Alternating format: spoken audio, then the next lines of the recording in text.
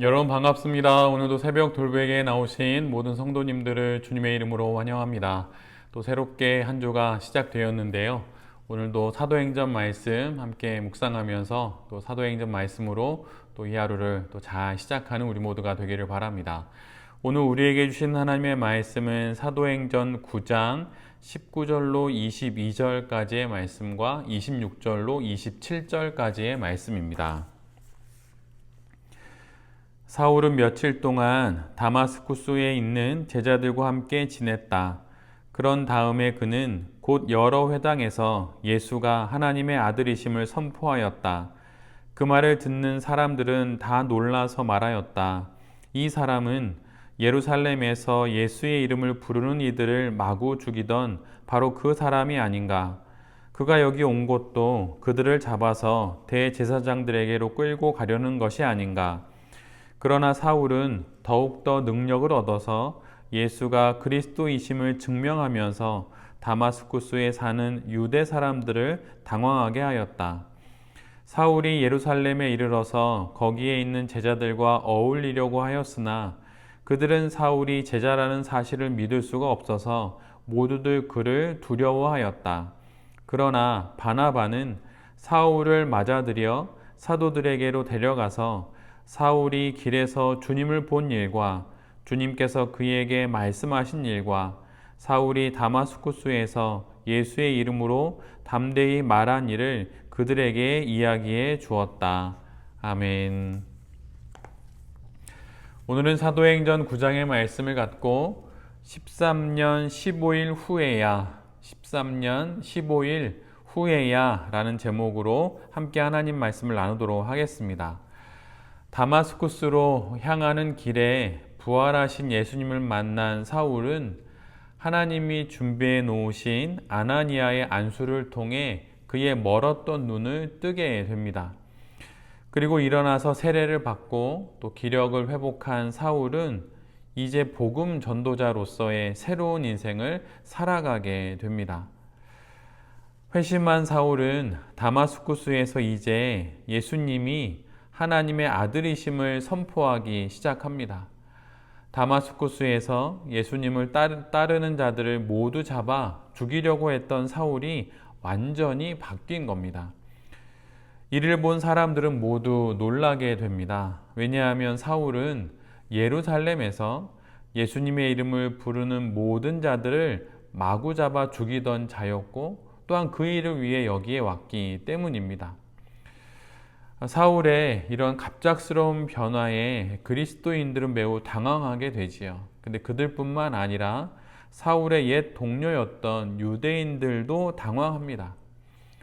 이로 인해서 사울은 옛 동료였던 유대인들에게는 배신자가 되고 예수님의 제자들과 성도들에게는 여전히 미심쩍은 박해자가 됩니다. 우리 모두가 잘 알다시피 사울은 다마스쿠스로 향하는 길에 예수님을 만나 회심합니다. 그는 이제 그리스도인이 되었고 복음 전도자까지 됩니다. 그는 하나님의 손길로 눈이 멀고 또한 열리는 그런 사건을 직접 자신의 몸으로 경험을 합니다. 부인할 수 없는 하나님 체험으로 인해 사울은 이제 분명 그리스도인이 되었습니다. 그러나 다른 사람들은 그를 복음 전도자로 인정할 수 없었습니다. 예루살렘에 사울이 도착하게 됩니다. 그리고 그곳에 있는 예수님의 제자들과 함께 어울리려고 하지요. 왜냐하면 그는 이제 그리스도인이 되었기 때문입니다. 그러나 제자들은 사울을 믿을 수 없었고 그가 또 다른 어떤 흉계를 꾸미고 있는 건 아닌지 그런 생각에 두려움에 떨고 있었습니다. 사울이 이렇게 여겨지는 이유는 무엇입니까? 그것은 그가 살아온 지난날의 삶 때문입니다. 사울은 살기를 가득 안고 대제사장에 가서 그리스도인들을 박해할 수 있는 공문까지 받아내면서 예수님과 성도들을 박해했던 사람입니다. 어찌 이것뿐이었겠습니까? 그는 아마도 자신이 알 수 있는 모든 수단과 또 방법을 동원해서 예수님과 제자들을 일일이 찾아서 박해를 했을 것입니다. 그러기에 사울의 이런 갑작스러운 변화에 대해서 많은 그리스도인들과 제자들은 의심의 눈초리를 가질 수밖에 없는 것이지요.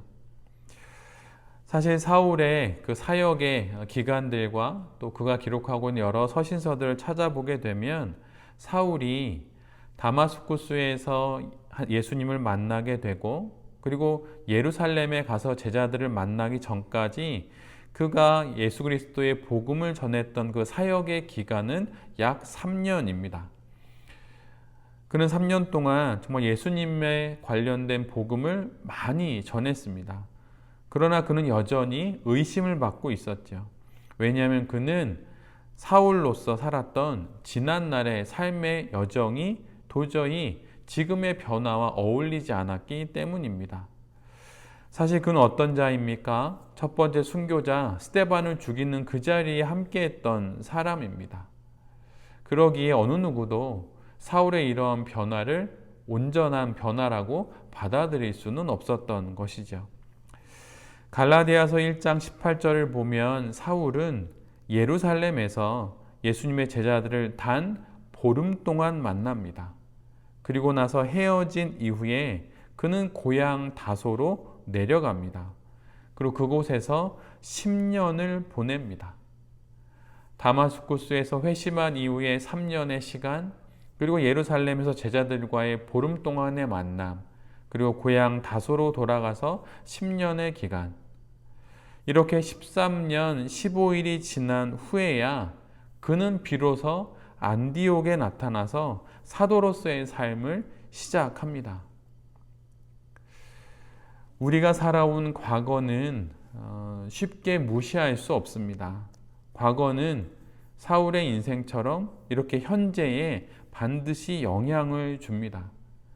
그러기에 지금 여기서 우리가 우리의 현재를 어떻게 살아내느냐 하느냐에 따라 우리의 믿음의 또 신앙 인생의 다음 내일의 모든 것들이 이렇게 증명되고 또 그런 것들이 사실로 받아들여질 수 있다고 하는 것입니다. 깨어서 거룩한 성도로 잘 살아가야 하는 것입니다. 무엇을 행하고 누구와 함께하고 어디를 가고 어떻게 살 것인지 늘 하나님 앞에서 비추어 봐야 합니다. 사울이 분명 회심은 했지만 그리스도의 사도가 되기 위한 그 기간이 13년 보름이 걸렸다는 사실을 잘 기억하면서 오늘 우리에게 주어진 이 하루도 잘 살아가는 우리 모두가 되어야 할 것입니다. 우리 모두가 또 잘 알다시피 사울은 정말 부활의 예수 그리스도를 만납니다. 그리고 그는 이방의 사도로 특별한 부르심을 받았습니다. 그러나 이것은 예수님과 사울 사이의 일일 뿐 그 이외의 어떤 이들도 이 사실을 알지 못합니다. 그런데 바로 이때 하나님께서 두 사람을 사용하십니다. 첫 번째 사람은 아나니아이지요. 그는 두 눈을 멀게 된 사울에게 가라는 하나님의 말씀을 듣고 그에게 갑니다. 그런데 이것은 정말 쉬운 일이 아닙니다. 왜냐하면 아나니아는 사울의 악행을 이미 알고 있었고 또한 사울은 지금 아나니아와 같은 그리스도인들을 잡으려고 다마스쿠스로 왔기 때문입니다.